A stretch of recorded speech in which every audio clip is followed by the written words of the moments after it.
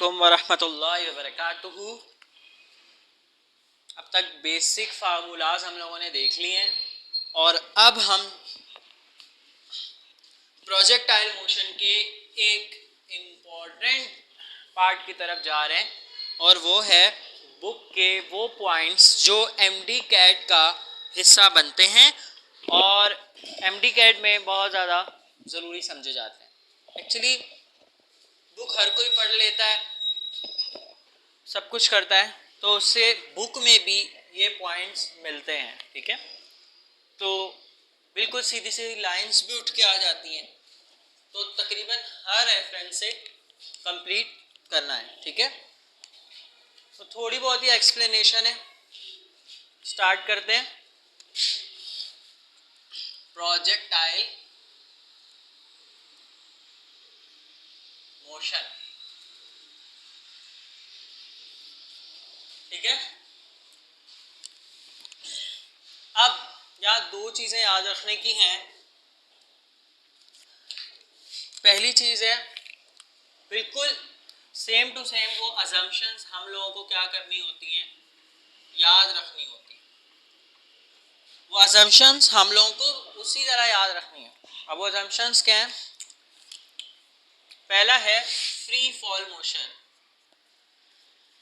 Free fall motion. अब इस free fall motion का मतलब क्या है? इसका मतलब होता है, सीधा सीधा मायने होता है, मोशन अंडर ग्रेविटी। ऐसा कोई भी मोशन जो ग्रेविटी के एक्सपेंस के ऊपर हो रहा हो, उसको हम कहते हैं फ्री फॉल मोशन। यानी जिस पर सिर्फ सारी फोर्सेस ना लग रही हो, सिर्फ एक ही फोर्स लग रही हो, और वो होता है मोशन अंडर ग्रेविटी। सिर्फ उस पर क्या लग रही हो? Gravitational force. पहली अजम्पशन ये, मतलब ग्रेविटी का एक्सपेंस लाजिम होना चाहिए। ठीक है, फिर उसका दूसरा एक्सपेंस, यानी सॉरी दूसरा अजम्पशन क्या है, ये मैंने पहले भी बताया था और ये मैं पिछली वीडियो में पढ़ा चुका हूँ। वो है रोटेशन ऑफ अर्थ नेग्लिजिबल। ठीक है, रोटेशन ऑफ अर्थ नेग्लिजिबल। ठीक है, और थर्ड, और मैंने आप लोगों को बताया था एक फार्मूले के तहत कि रोटेशन ऑफ अर्थ को नेग्लिजिबल क्यों लेते हैं, चूंकि हमें क्या करना होता है, value of g remain constant. मैंने आप लोगों को बताया था अर्थ की शेप स्फेरिकल नहीं होती है। अर्थ की शेप हम लोग स्फेरिकल कंसीडर करते हैं, असल में अर्थ की शेप होती है इलिप्टिकल, इस तरह। एंड समहाउ हैव लैटिट्यूड, और उसके पास होता है इक्वेटर। ठीक है, एक साइड ये होती है लैटिट्यूड और ये सॉरी ये होता है इक्वेटर, और इक्वेटर ये और लैटिट्यूड। ठीक है, तो it is not a perfect spherical. तो इस वजह से क्या होता है कि यहाँ पर जी की वैल्यू अलग होगी, यहाँ पर जी की वैल्यू अलग होगी, यहाँ पर जी की वैल्यू अलग होगी। एक्सेलरेशन ड्यू टू ग्रेविटी की वैल्यू हर पॉइंट के जो है वो हिसाब से अलग अलग होगी। लेकिन अगर हम इसे स्फेरिकल कंसीडर करते हैं और इसकी रोटेशन को भी नेग्लिजिबल कर लेते हैं, तो इससे हमें क्या फायदा होगा कि जब रोटेशन भी बराबर हो गया, स्फेरिकल भी कंसीडर कर लिया, तो वैल्यू ऑफ जी बराबर हो जाएगी। और हम लोगों ने वो फार्मूला लास्ट टाइम जी प्राइम वाला पढ़ा था, उससे ओमेगा जब कांस्टेंट हो जाएगा तो g prime equal to g के बराबर आ जाएगा, तो value of g remain constant. ये मोस्ट इंपॉर्टेंट बात है, और अगर एमसीक्यू में घुमा के पूछ ली जाए तो बच्चा फंस जाता है। और फर्स्ट टाइम में मैं भी इसी तरह इस वाले सवाल को गलत करके आया हूं। चलो बता देता हूं। सवाल था, if initial velocity decreases by 2 times of final velocity, यानी बल्कि ऐसे नहीं, याद रखो, एक सेकेंड, इसका तरह का सवाल ये था, if height new height attain 4 times of initial height, what is the variation of time of g। बड़ा घुमा के सवाल था, मैं बहुत आसान करके बता रहा हूं और हमें इसका जवाब देना। तो हमने इसका जवाब जो ऑप्शन थे g प्राइम, g ओवर ये 4g/2, मैंने इसमें से कुछ लगाया था, और एक ऑप्शन था g, या g होगा या होगा no change and no variation. तो मैंने तो इनमें से लगाया था, कुछ दिखा रहा था इसी तरह, क्योंकि फार्मूला मैंने ये लगाया v0 square sine square theta over g equal to h। लेकिन इससे क्या हुआ, इससे वही हुआ कि मैं ये इन्वर्स प्रोपोर्शनल है, तो जहां पर 4 टाइम्स बढ़ रहा है तो मैं इस तरह ये कुछ लगा के आ गया और ये गलत हो गया। सो फिर क्या है कि इसका राइट आंसर है नो चेंज इन जी। इस तरह के सवालों में आपको फंसा सकता है, तो आपने क्या करना है, सही जवाब लगा के आना है। सो ये हैं कुछ अजम्पशंस, और इसमें से भी वो कुछ भी पूछ सकता है, तो मैंने हर तरीके से बता दिया। सही है, अब चलते हैं आगे। एक चीज शायद मैंने नहीं बताई, एक और अजम्पशन होती है air friction negligible. Air friction को भी नेग्लिजिबल करना होता है। अब एयर फ्रिक्शन को क्यों नेग्लिजिबल करना होता है, ये एक इंपॉर्टेंट बात है। अगर मिसाल के तौर पर इसको फ्री फॉल मोशन जब हो जाता है तो एयर फ्रिक्शन वैसे ही हट जाती है, मैंने अलग से भी बता दिया इसको, ये इसी की वजाहत है। अब अगर एयर फ्रिक्शन मौजूद होगी तो आपके पास रेंज भी डिक्रीज होगी, ठीक है, horizontal distance of projectile is range, height भी डिक्रीज होगी, vertical component of projectile is height, और टाइम भी डिक्रीज होगा। तो इतना ज्यादा मेजरमेंट में एरर आ सकता है, तो हमने क्या किया, एयर फ्रिक्शन नेग्लिजिबल कर दिया, तो फिर इससे हमारे आंसर एग्जैक्ट आएंगे। ये भी वजह है, ठीक है, प्रोजेक्टाइल मोशन की असम्पशंस है, ठीक है, we have to rough it.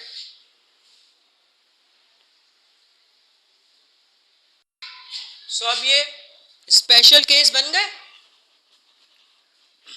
Friction जब होती तो नॉर्मल सी बात थी, लेकिन अगर हमने फ्रिक्शन हटा दिए तो अब ये स्पेशल केस हो गए। अब हम सबसे पहले इसकी एक्सप्लेनेशन के ऊपर जाते हैं।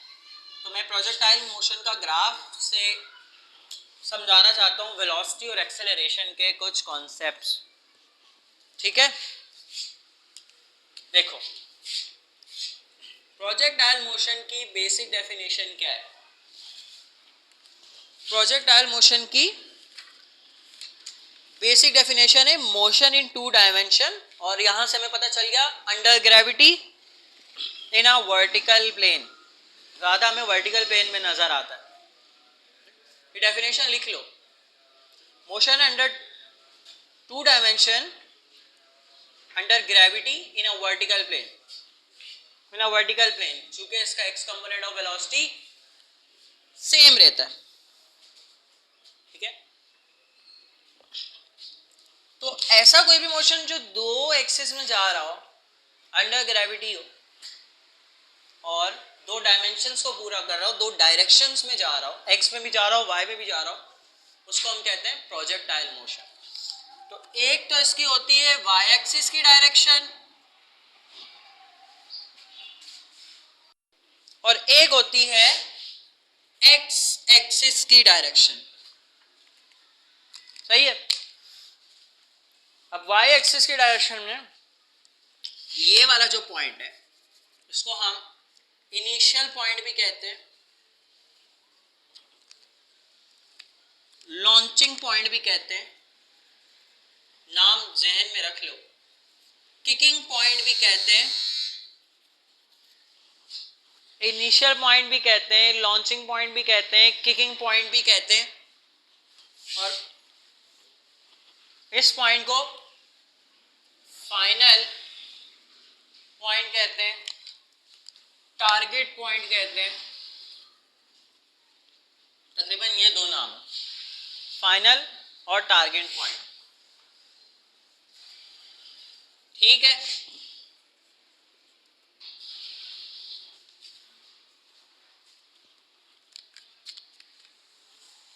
यहाँ थ्रोइंग पॉइंट भी होता है लेकिन वो ज़्यादा यूज़ नहीं होता, तो इस वजह से इतना ही याद रखना है, इनिशियल, लॉन्चिंग, किकिंग और फाइनल में फाइनल और टारगेट पॉइंट।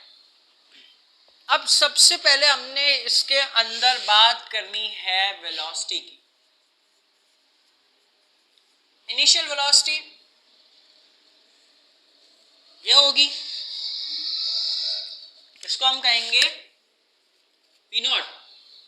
ठीक है, दो ही बातें वेलोसिटी के अंदर याद रखने वाली हैं,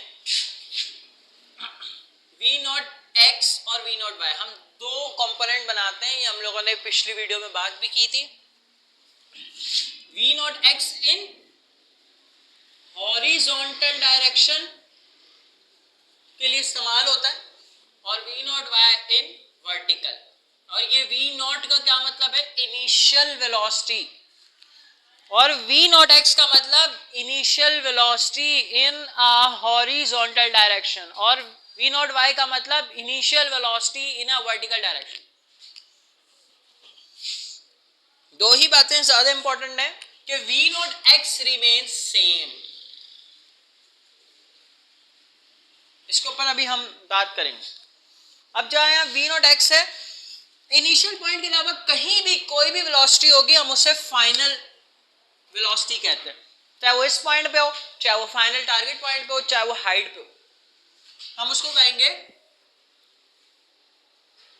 ठीक है, V फाइनल वेलोसिटी। और फाइनल वेलोसिटी के भी उसी तरह कंपोनेंट्स बनेंगे, Vx एंड Vy। अब horizontal component of velocity through out the motion of a projectile same रहता है। ठीक है, throughout the motion of a projectile same रहता है।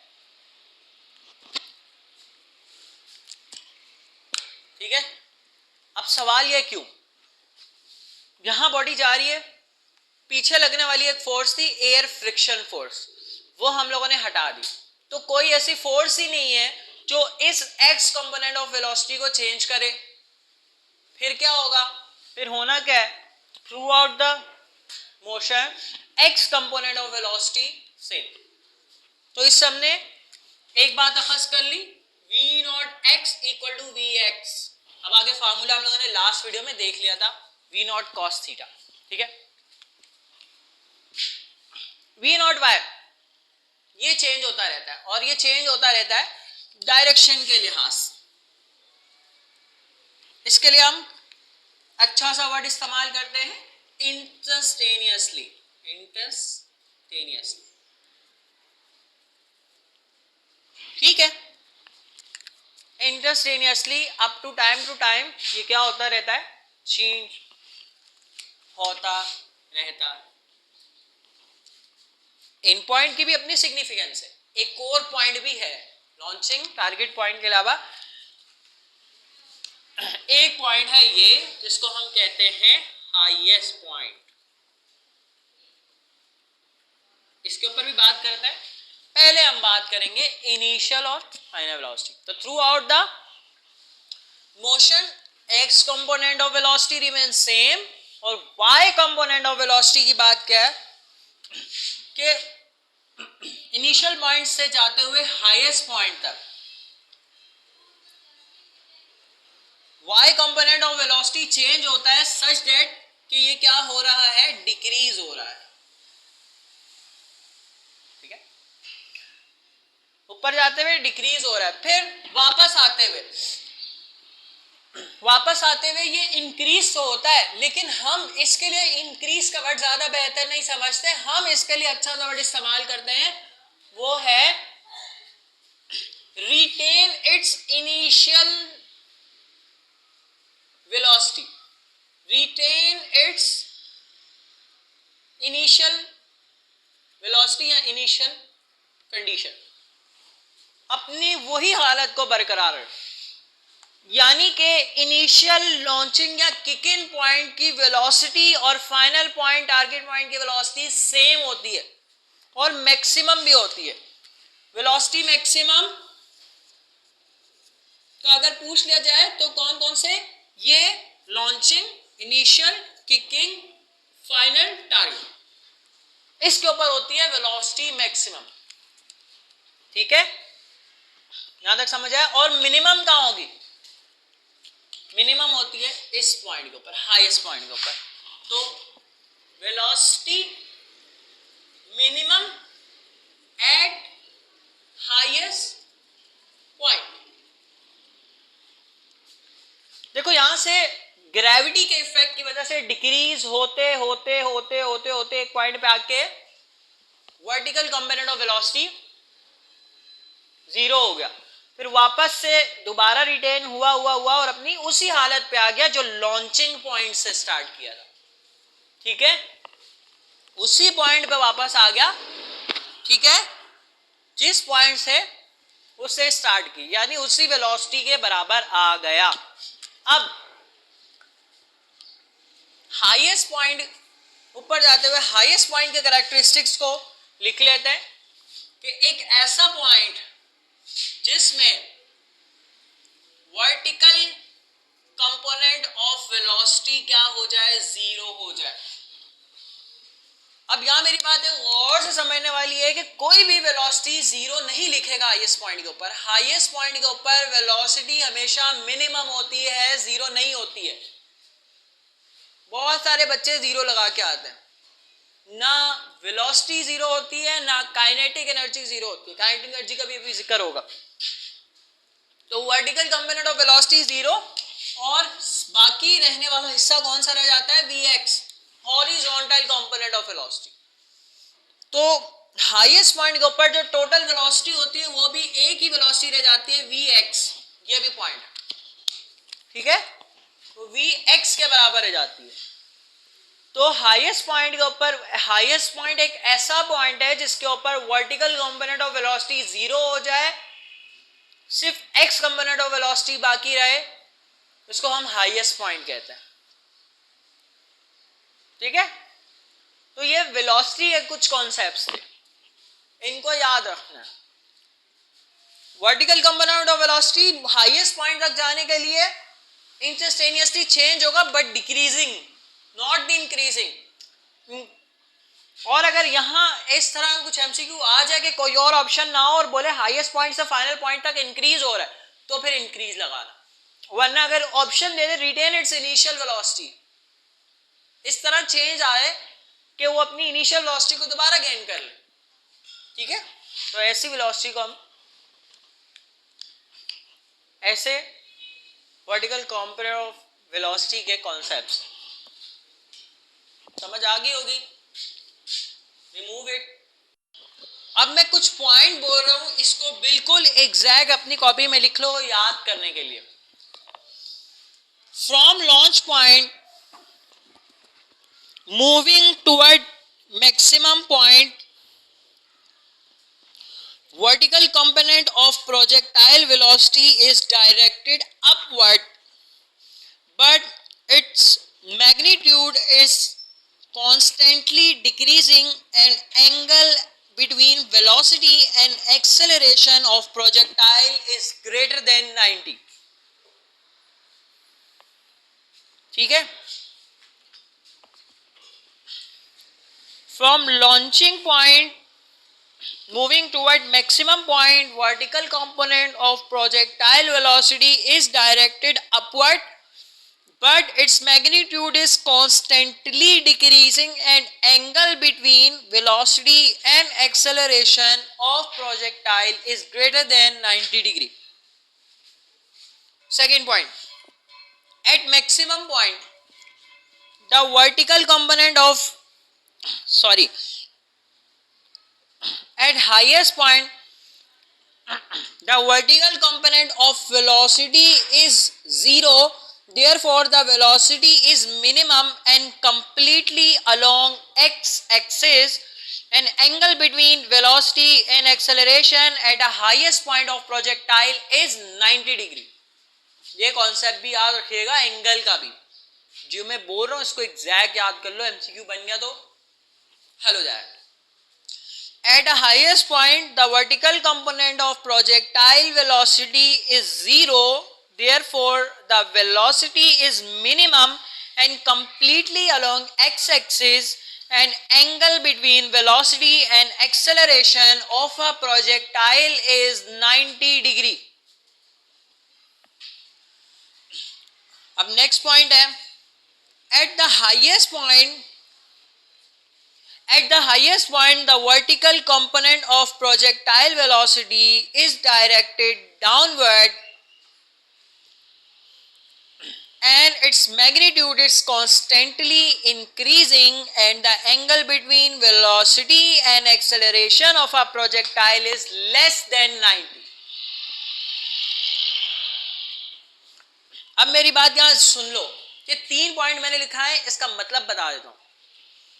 शुरू के पॉइंट, इनिशियल पॉइंट से हाईएस्ट पॉइंट तक जाने तक वेलोसिटी और एक्सेलरेशन का जो एंगल होगा वो ग्रेटर देन 90 होगा, ठीक है. और वेलोसिटी मैक्सिमम होगी और ऊपर जाते जाते उसकी डायरेक्शन कैसी होगी, अपवर्ड होगी और वापस आते आते नीचे. हाईएस्ट पॉइंट पे वर्टिकल कंपोनेंट 0 और total velocity along x axis होगी, और एक्सेलरेशन और वेलोसिटी का ग्राफ एंगल इस तरह 90 डिग्री होगा. सही है. तो ये वेलोसिटी के कॉन्सेप्ट्स हो गए. अब आप देखेंगे एक्सेलरेशन, जैसा वेलोसिटी का चेंज वैसा एक्सेलरेशन का चेंज. जल्दी से इस पॉइंट को भी कवर करते हैं. अब एक्सेलरेशन का पॉइंट क्या है, एक्सेलरेशन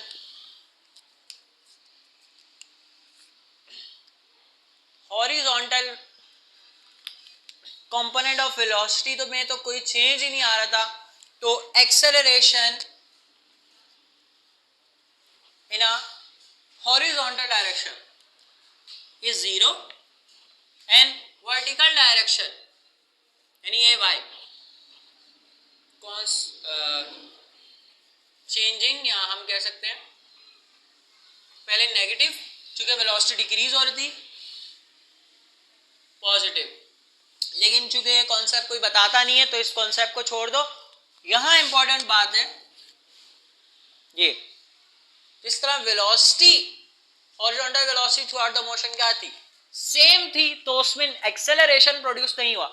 तो ax इक्वल टू 0 और एक्सेलरेशन की डायरेक्शन और वेलोसिटी की डायरेक्शन शुरू के पॉइंट में ग्रेटर देन 90, हाईएस्ट पॉइंट के ऊपर वेलोसिटी 0 हो गई तो एक्सेलरेशन तो बिल्कुल ही 0 हो गई, और हाईएस्ट पॉइंट पे इसलिए हम कहते हैं एक्सेलरेशन 0. और फिर मैक्सिमम पॉइंट के ऊपर, हाईएस्ट पॉइंट के ऊपर एक्सेलरेशन वेलोसिटी एंगल 90 और यहां 90 से कम. सही है.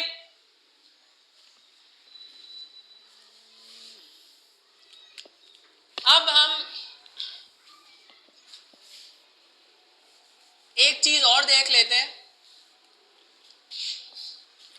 Kinetic energy. उसके सेम कॉन्सेप्ट्स हैं एज वेलोसिटी. चूंकि काइनेटिक एनर्जी का फार्मूला सब पढ़ के आ चुके हैं, half mv² and it depend upon velocity. भाई मास तो एक इंटेंसिव क्वांटिटी है, उसको तो छोड़ ही दो, लेकिन वेलोसिटी वेरिएबल होती है। मास कांस्टेंट चीज है, कांस्टेंट बॉडी है, कांस्टेंट वेरिएबल है, लेकिन कांस्टेंट पैरामीटर है, जबकि वेलोसिटी चेंज कर होने वाली, यूनिफॉर्म चेंज वेरिएबल। तो शुरू में वेलोसिटी मैक्सिमम होती है, ऐसा ही है पढ़ाया लॉन्चिंग पे भी और फाइनल पे भी, final point, target point, throwing point पे। तो काइनेटिक एनर्जी भी मैक्सिमम, ठीक है, लेकिन हाईएस्ट पॉइंट के ऊपर वेलोसिटी का component zero, overall velocity V X या वी नॉट एक्स के बराबर हो गई, तो काइनेटिक एनर्जी मिनिमम। यहाँ पे velocity sorry kinetic energy maximum, यहाँ पे भी काइनेटिक एनर्जी मैक्सिमम और यहाँ पे काइनेटिक एनर्जी मिनिमम। इस बात का अंदाजा आप इस बात से लगा सकते हैं, आप किसी को जितनी जोर से फेंक के बॉल मारेंगे उसको उतनी ही जोर से हाथ पे लगेगी। हालांकि ऊपर जाके एक पॉइंट पे ऐसा आया सारी वेलोसिटीज खत्म, सिर्फ एक्स कंपोनेंट रहेगा, लेकिन वापस आके उसको उसी काइनेटिक एनर्जी से लगेगी जिस काइनेटिक से वो लॉन्च हुई है। एक क्रिकेटर बैट से शॉट मारता है तो जिस फोर्स से वो मारता है उसी फोर्स को बर्दाश्त करके एक कैच करने वाले को उसी फोर्स को काइनेटिक एनर्जी से बर्दाश्त भी करना होता है और कैच करना होता है, ठीक है। तो काइनेटिक एनर्जी मिनिमम है highest point because of the velocity minimum. यहीं पे पोटेंशियल एनर्जी समझ में आ जाती है, जहां काइनेटिक एनर्जी मिनिमम हो वहां पोटेंशियल एनर्जी मैक्सिमम होती है। तो पोटेंशियल एनर्जी वहां मैक्सिमम होगी जहां काइनेटिक एनर्जी मिनिमम हुआ, और जहां काइनेटिक एनर्जी मैक्सिमम होगी वहां पोटेंशियल एनर्जी मिनिमम, ठीक है। फार्मूले जो हम लोगों ने लास्ट क्लास में देख लिए थे, फार्मूले ऐसे ही रटने हैं, पूरी ऐसे रटनी है। ये हो गया काइनेटिक एनर्जी का कॉन्सेप्ट, ठीक है। बाकी ट्राजेक्ट्री की बातें हम लोगों ने लास्ट क्लास में की थी, फिर भी बता देता हूं। The path followed by the projectile is called trajectory, और प्रोजेक्टाइल की जो पाथ का जो इस तरह का जो फेलो बनता है, जो पाथ बनता है, इसको हम कहते हैं पैराबोलिक, ठीक है। ट्राजेक्ट्री कैसी होती है? Parabolic. P for projectile, P for parabolic. चलें, we have to remove it, but छोटी सी चीज रह गई, इसको हम कहते हैं एप्लीकेशन या एग्जाम्पल ऑफ प्रोजेक्टाइल। ये भी पता होनी चाहिए, कभी अगर लक चले तो इतनी आसान चीज भी आ जाती है, लेकिन पता होना आपके लिए लाजिम है, ठीक है। तो क्या है भाई, क्रिकेटर